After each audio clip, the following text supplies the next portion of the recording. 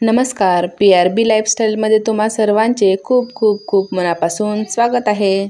आज आपण बनवणार आहोत south Indian style lemon rice. कधी कधी काही गोष्टी खूप सोप्या असतात पण त्या आपण कधी बनवलेल्याच नसतात, म्हणून आपल्याला याची रेसिपी खूप अवघड असेल, आपल्याला बनवता येईल का नाही माहिती नाही, म्हणून बनवायचा प्रयत्नच करत नाही। तसंच काहीसं या लेमन राईस बाबतीत आहे।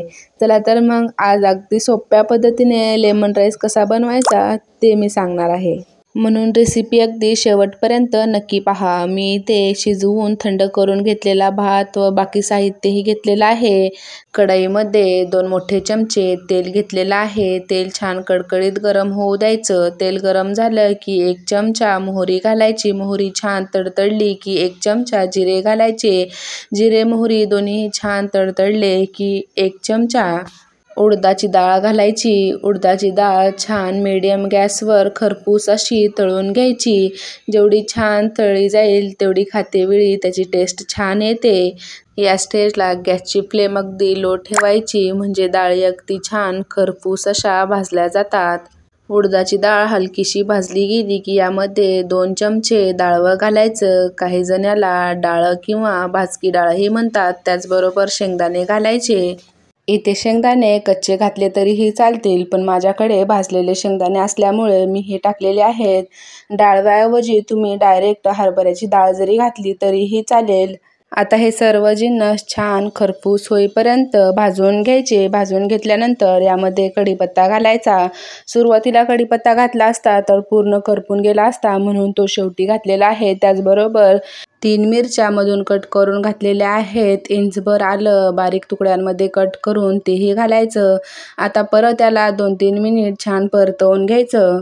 सर्वात शेवटी चिमूटभर हिंग घालायचं। हिंग घालणं खूप गरजेचं आहे। हिंगाने या लेमन राईसची टेस्ट खूप जास्त वाढते। आता हे सर्व जिन्नस छान भाजून झालेले आहेत। आता सर्वात मेन इन्ग्रेडियंट म्हणजे लिंबू। आता या स्टेजला यामध्ये अर्धा लिंबू पिळून घ्यायचा। लिंबू फोडणीत पिळल्याने काय होते, या लेमन राईसला कलर अगदी छान येतो। लिंबू घातल्यानंतर 1 चमचा हळद घालायची। फोडणीमध्ये लिंबू घातल्यामुळे रंग खूप छान येतो। आता हळद घातल्यानंतर परत मिक्स करून घ्यायचं व जो भात आपण शिजवून घेतला होता तो आता यामध्ये घालायचा। भात घातल्यानंतर छान मिक्स करून घ्यायचं। सुरुवातीला अगदी हलक्या हाताने मिक्स करून घ्यायचं। जर तुम्हाला ही रेसिपी थोडीशी जरी आवडली असेल तर व्हिडिओला लाईक करा, त्याचबरोबर चॅनलला सबस्क्राईब करा। सबस्क्राईब केल्यानंतर बेल आयकॉन प्रेस करा, म्हणजे तुम्हाला दररोजच्या छान छान व्हिडिओचे नोटिफिकेशन मिळत जाईल। सुरुवातीला अगदी थोडंसं मिक्स करून घेतलेलं आहे। आता या स्टेजला यामध्ये थोडंसं मीठ घालायचं। आपण भात शिजवते वेळीही त्यामध्ये मीठ घातलेलं होतं, म्हणून आता अगदी थोडंसं मीठ घालायचं। बारीक चिरून घेतलेली कोथिंबीर घालायची। त्याचबरोबर लिंबाचा रस घालायचा।